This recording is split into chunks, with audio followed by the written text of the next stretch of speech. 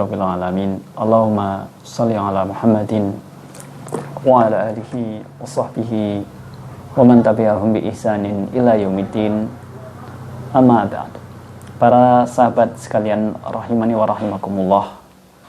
Bersyukur kita kepada Allah Subhanahu wa taala atas karunia nikmat yang tercurah kepada kita. Nikmat Islam, nikmat iman, kemudian nikmat kita menjalankan agama ini di atas sunnah Nabi Shallallahu Alaihi Wasallam. Tiga nikmat ini adalah nikmat yang sangat agung yang harus kita syukuri, karena inilah jalan yang terang benderang yang akan membahagiakan kita sebagai hamba Allah, baik di dunia maupun di akhirat kelak. Para sahabat sekalian, di hadapan saya ada buku atau kitab-kitab terjemah yang sangat bermanfaat bagi pribadi saya khususnya, dan mungkin juga dan semoga juga buat para sahabat sekalian yang barangkali di tengah-tengah kesibukan kita semuanya mencari ketenangan, mencari jalan yang terang yang dapat membimbing kita di dalam manhaj atau metodologi menjalankan agama yang mulia, yaitu dinul Islam. Para sahabat sekalian, tentunya kita sebagai seorang hamba yang mana Allah Subhanahu wa taala berfirman, "Wa ma khalaqtul jinna wal insa illa liya'budun," dan tidaklah Aku ciptakan jin dan manusia melainkan untuk beribadah kepadaku. Oleh karena itu, kita harus sadar diri bahwa kita diciptakan bukan untuk bersembunyi, bukan untuk suatu hal yang sia-sia, namun untuk beribadah kepada Allah Subhanahu wa taala. Nah, karena kewajiban kita adalah beribadah kepada Allah Subhanahu wa taala dengan semurni-murninya, dengan ikhlas dan mengikuti Rasulullah SAW, semua itu tidak akan terwujud kecuali dengan ilmu. Dan sebuah ketenangan apabila kita menapaki ilmu yang tentunya harapan kita untuk berbuah kepada amal, karena ilmu tidaklah berguna melainkan melahirkan amal soleh. Oleh karena itu, sungguh berbahagia apabila seorang di dalam menuntut ilmu, yaitu di atas metodologi yang benar. Apabila seorang menjalankan agamanya, yakni melaksanakan syariat Islam dengan baik dan benar, yang tidak lain adalah sesuai dengan apa yang diteladankan oleh para salafus soleh yang merupakan generasi terbaik. Ini adalah karunia yang sangat agung.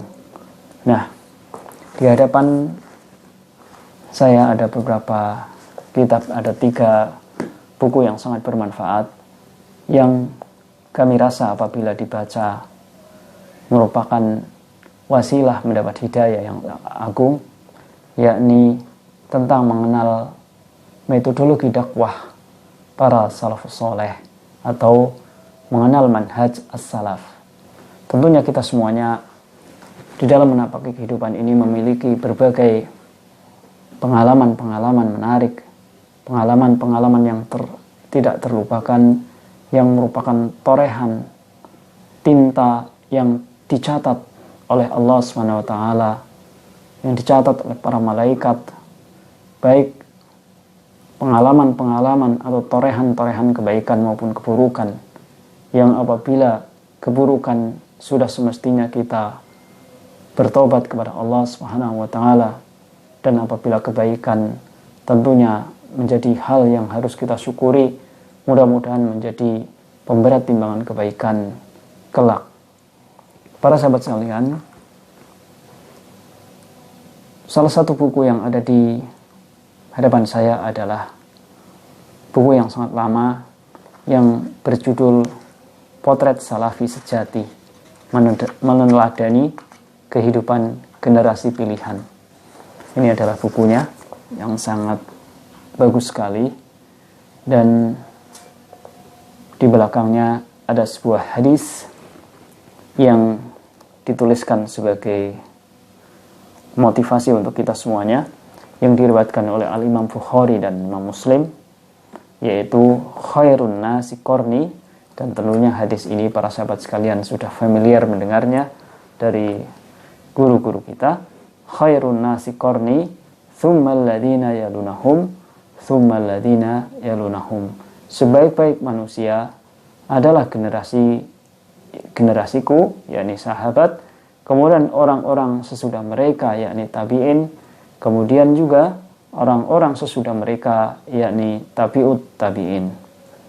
Para sahabat sekalian, tadi disampaikan bahwa mengenal ilmu di atas jalan para generasi pilihan, ini adalah karunia yang sangat agung bagi kita. Menapaki jalan salafus soleh atau mengenal dakwah salafus soleh yang akhirnya menjadi metodologi kita di dalam menjalankan agama ini, tentu ini adalah sangat agung, sangat suatu nikmat yang sangat harus kita syukuri. Betapa tidak, di sana, di luar sana, banyak orang-orang yang dengan metode, dengan modal semangat, kesana kemari, mencari atau duduk di majelis ilmu. Tentunya ini suatu yang mulia, tapi tidak sedikit juga orang-orang yang duduk di majelis ilmu, namun dirinya keliru di dalam majelis ilmunya, dirinya mendapat penyimpangan di dalam majelis ilmunya. Sungguh ini adalah tidak sedikit betapa kita melihat dengan mata kepala sendiri anak-anak muda yang semangat menuntut ilmu, namun di dalam pelaksanaan menuntut ilmu dengan implementasinya, maka sebagian kalangan pemuda menjadi keliru di dalam mengamalkan ilmu, keliru di dalam menjalankan agamanya, sehingga terjerumus ke dalam perbuatan-perbuatan maksiat, bahkan penyimpangan yang sangat agung, baik di dalam akidah maupun muamalah misalnya. Ini semata-mata karena keliru di dalam metodologi dalam menuntut ilmu, keliru dalam metodologi dalam kefahaman terhadap ilmu tersebut. Semoga kita, anak kita, saudara-saudara kita, dan kita semuanya terjauhkan dari sikap yang keliru di dalam duduk di majelis ilmu, yang akan berdampak keliru juga di dalam memahami agama ini. Mengenal manhaj atau metodologi dakwah salaf soleh atau mengenal manhaj salaf, ini adalah perkara yang sangat agung, yang apabila seorang telah berada di atasnya, tentu nikmat yang sangat agung yang harus disyukuri. Potret Salafi Sejati ini adalah sebuah buku yang ditulis oleh tim Uli Nuha, dan ini adalah buku yang sangat bermanfaat, yang sudah cukup lama. Namun sebenarnya tergambar di dalam sebuah hadis yang tadi dibacakan, khairun nasi qarni tsummal ladzina yalunahum tsummal ladzina yalunahum. Sebaik-baik manusia adalah generasiku, generasi sahabat, kemudian setelahnya, yakni tabi'in, tabi'ut tabi'in. Mengikuti jejak para salaf soleh ditulis oleh penulis buku ini, oleh tim. Mengikuti jejak para salafus soleh adalah suatu keharusan, sebab hati mereka adalah sebaik-baik hati manusia. Ilmu mereka adalah sedalam-dalam ilmu manusia, paling sedikit bebannya, paling lurus jalan hidupnya, paling banyak akhlaknya, paling baik akhlaknya, dan paling paham terhadap Al-Quran maupun As-Sunnah. Mereka adalah suatu kaum yang dipilih oleh Allah Subhanahu wa Ta'ala untuk menolong nabinya dan menegakkan agamanya.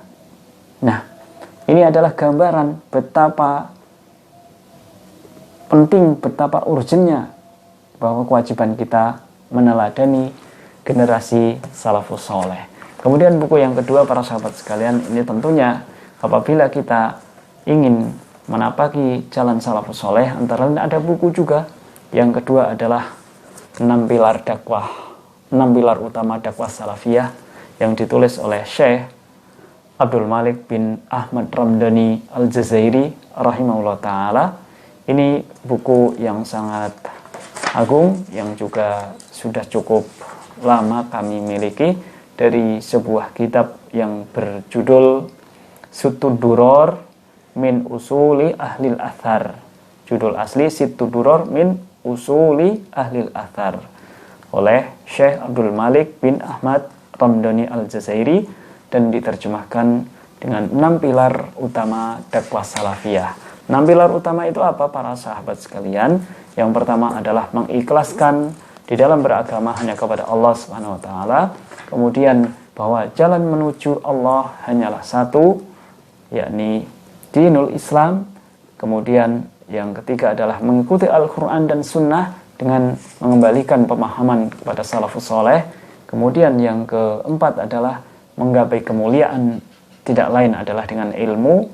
Ilmu itu adalah qala Allahu qala Rasul ala fahmi salafus soleh, yaitu firman Allah, sabda Nabi SAW, yang keduanya dipahami dengan pemahaman salafus soleh, dengan merujuk kepada pemahaman generasi terbaik tadi. Kemudian yang kelima, bahwa suatu hal manhaj para salafus soleh adalah membantah orang-orang yang menyelisihi al-haq, merupakan bagian dari amar ma'ruf nahi mungkar.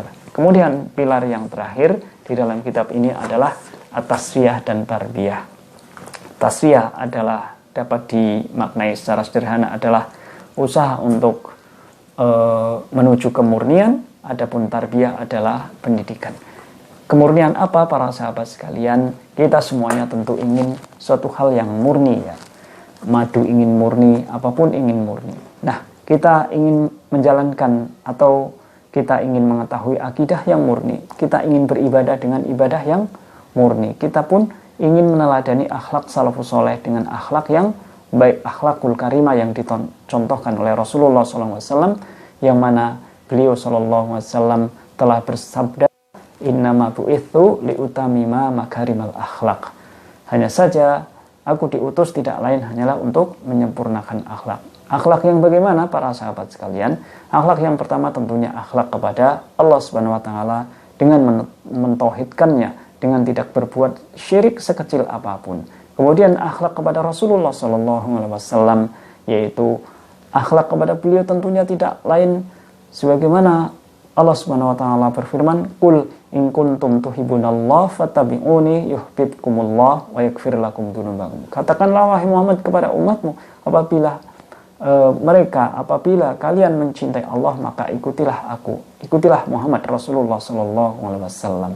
Kemudian akhlak yang ketiga adalah akhlak kepada sesama manusia, baik siapapun orangnya. Kita harus hablum minan nas, harus kita bangun dengan akhlakul karimah. Itu antara lain bidang-bidang tasfiyah, khususnya yang ada di poin 6 ini, yang tentunya yang dapat melakukan tasfiyah tentunya yang pertama dan utama adalah para ahli ilmu. Adapun kita yang awam adalah kewajiban kita adalah menuntut ilmu untuk meneladani salafus soleh, untuk berada di atas manhaj salafus soleh, untuk berada di atas metode jalan dakwah atau metodologi cara beragama generasi terbaik, yaitu menuntut ilmu di atas manhaj as-salaf. Para sahabat sekalian, ada sebuah kitab lagi yang sangat agung yang ditulis oleh seorang ustadz, yakni buku yang sangat bermanfaat bagi kami dan keluarga tentunya, laukana khairon la sabakuna ilaihi. Kalau sekiranya perbuatan itu baik, tentulah para sahabat telah mendahului kita mengamalkannya. Buku ini sangat bermanfaat, sangat agung faedahnya buat menambah pendalaman metodologi atau manhaj kita di dalam beragama. Namun akan saya bacakan di sebuah halaman, di halaman 144 di sini, terbitan yang pertama kalau nggak salah, ini tentang kewajiban mengikuti manhaj sahabat. Ini merupakan tafsir dari surat An-Nisa ayat 115 yang ditulis oleh beliau hafizahullah ta'ala. Bunyi ayat daripada surat An-Nisa ayat 15 adalah sebagai berikut. A'udzu billahi minasy syaithanir rajim. Yushaqiqir rasula min ba'di ma tabayyana lahul huda wa yattabi' ghayra sabilil mu'minina nuwallihi ma tawalla wa nuslihi jahannam wa sa'at masira. Dan barang siapa yang menentang atau memusuhi Rasul sesudah nyata baginya al-hidayah atau kebenaran, dan dia mengikuti selain jalan orang-orang mukmin, niscaya kami akan palingkan atau sesatkan dia kemana dia berpaling atau tersesat, dan akan kami masukkan dia ke dalam jahanam, dan jahanam itu adalah seburuk-buruk tempat kembali. Surat An-Nisa ayat 15. Para sahabat sekalian, beliau hafizahullah ta'ala menuangkan curahan ilmunya di sini, yaitu dengan tuangan tafsir dari surat An-Nisa ayat 115 tersebut, yaitu beliau tuliskan Syekhul Islam Ibnu Taimiyah rahimahullah ta'ala di mukadimah kitabnya Naqdul Mantiq telah menafsirkan ayat jalannya orang-orang mukmin, mereka adalah para sahabat Nabi SAW. Maksudnya bahwa Allah SWT telah menegaskan barang siapa yang memusuhi Rasul dan mengikuti selain jalan para sahabat sesudah nyata baginya kebenaran, maka Allah SWT akan menyesatkan kemana dia tersesat. Kemudian Allah SWT mengancamnya dengan jahanam, dan jahanam adalah sejelek-jelek tempat kembali. Para sahabat sekalian, jika dikatakan kenapa sabilil mukminin atau jalannya orang-orang mukmin di ayat yang mulia ini ditafsirkan dengan para sahabat, bukan umumnya orang-orang mukmin, maka beliau hafizahullah ta'ala menjawabnya bahwa berdasarkan istinbat dari ayat di atas, yang pertama, ketika turunnya ayat yang mulia ini tidak ada seorang pun mukmin di permukaan bumi ini selain para sahabat. Maka khitab atau pembicaraan ini pertama kali Allah tujukan kepada mereka. Kemudian kedua, kata beliau, orang-orang mukmin yang sudah mereka dapat, yang sesudah mereka dapat masuk ke dalam ayat yang mulia ini dengan syarat mereka mengikuti jalan orang-orang mukmin yang pertama, yaitu para sahabat. Nah, jadi sabilil mukminin yang pertama, jalan orang-orang mukmin ini adalah para sahabat. Kemudian apabila orang-orang setelahnya ingin termasuk kategori sabilil mukminin, tentu tidak lain dengan mengikuti para sahabat, mengikuti jalannya orang-orang mukmin yang pertama, yakni para sahabat. Kemudian yang ketiga, kata beliau, kalau orang-orang mukmin di ayat yang mulia ini ditafsirkan secara umum, maka jalannya orang-orang mukmin yang manakah? Apakah mukminnya Khawarij atau Mu'tazilah atau yang lainnya? Nah, kemudian yang keempat, perjalanan orang-orang mukmin yang paling jelas arahnya, arah dan tujuannya, akidah dan manhajnya secara ilmu, amal dan dakwah hanyalah perjalanan kehidupan para sahabat. Kemudian yang kelima, istinbat beliau adalah perjalanan orang-orang mukmin yang paling alim terhadap agama Allah, yaitu al-Islam hanyalah para sahabat. Allah SWT telah menegaskan bahwa mereka adalah orang-orang yang telah diberi ilmu di dalam surat Muhammad ayat 16, kata beliau. Kemudian yang keenam, argumen yang keenam adalah perjalanan orang-orang mukmin yang paling takwa kepada Allah secara umum hanyalah para sahabat Nabi SAW. Kemudian yang ketujuh, perjalanan orang-orang mukmin yang paling taslim, paling berserah diri kepada Allah dan Rasulnya secara umum hanyalah para sahabat. Kemudian kedelapan, Masya Allah, bagus sekali argumennya. perjalanan orang-orang mukmin yang menjadi hujjah ijma atau kesepakatan mereka dan menjadi dasar hukum Islam yang ketiga setelah Al-Quran dan Sunnah hanyalah ijma para sahabat. Oleh karena itu, kata beliau, tidak ada ijma kecuali ijma para sahabat atau setelah terjadi ijma di antara mereka. Demikian juga sebaliknya, mustahil jika terjadi perselisihan. Apabila terjadi perselisihan di antara para sahabat, maksudnya demikian juga sebaliknya, mustahil terjadi perselisihan apabila para sahabat telah ijma. Oleh karena itu, tidak ada yang menyalahi ijma mereka kecuali orang-orang yang tersesat atau yang selain orang-orang yang telah mengikuti selain jalan orang-orang yang mukmin. Kemudian kesembilan, kata beliau, perjalanan orang-orang mukmin yang tidak pernah berselisih di dalam akidah dan manhaj hanyalah perjalanan para sahabat bersama orang-orang yang mengikuti mereka dari tabi'in dan tabi'ut tabi'in dan seterusnya, yaitu mereka yang selamat manhaj dan akidahnya dengan berpegang teguh kepada Alkitab dan As-Sunnah menurut pemahaman sahabat. Kemudian argumen yang ke-10 atau istinbat yang ke-10, kata beliau di dalam tafsir surat An-Nisa ayat 115, para sahabat adalah sebaik-baik umat ini dan pemimpin mereka. Kemudian beliau menukilkan juga, dan kita disarankan untuk membaca I'lamul Muwaqqi'in juz 1 halaman 14 oleh Al-Imam Ibnul Qayyim Al-Jauziyah rahimahullah ta'ala. Kemudian istinbat yang ke-11, kata beliau, para sahabat adalah ulama dan muftinya umat ini. Dinukil dari kitab I'lamul Muwaqqi'in juz 1 halaman 14. Kemudian yang ke-12, para sahabat adalah orang-orang yang pertama-tama beriman kepada Allah dan Rasul-Nya. Oleh karena itu, Allah memerintahkan manusia untuk mengikuti keimanan mereka. Beliau merujuk surat Al-Baqarah ayat 13.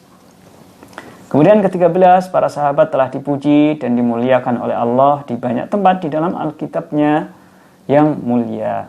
Kemudian ke-14, bahwa perjalanan para sahabat telah mendapat keridhaan Allah dan mereka pun ridha kepada Allah, sebagaimana ini difirmankan oleh Allah Subhanahu wa taala.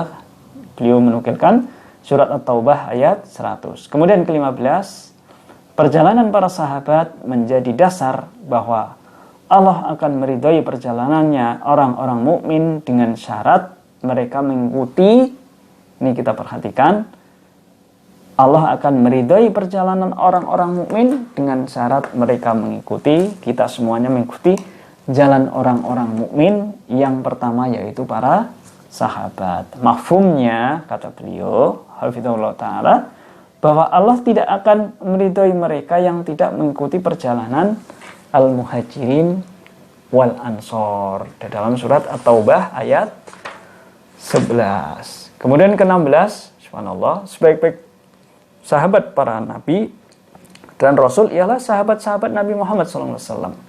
Kemudian ke-17, tidak ada yang marah dan membenci para sahabat kecuali orang-orang kafir. Ini di dalam surat Ibnu Katsir, dalam tafsir Ibnu Katsir surat Al-Fath ayat 29.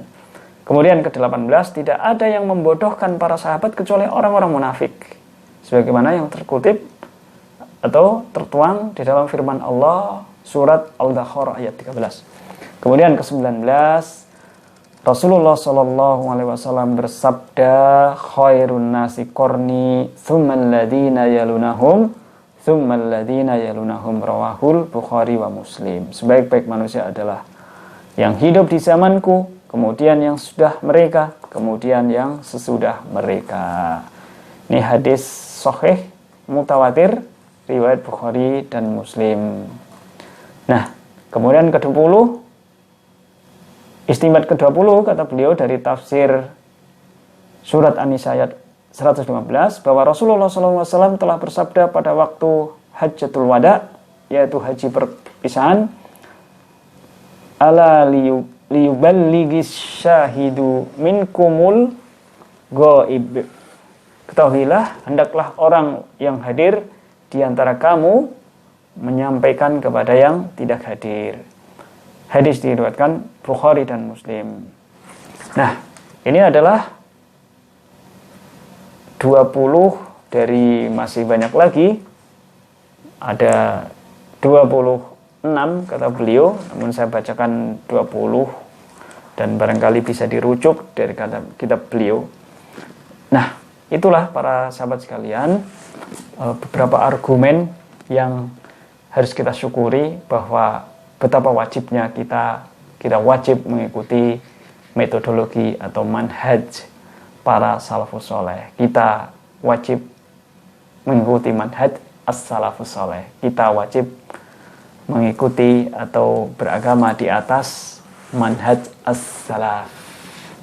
Demikian, mudah-mudahan bermanfaat dan selamat membaca kitab-kitab yang banyak mengandung pelajaran tentang metodologi dakwah Ahlussunnah wal Jamaah atau dakwah salafiyah.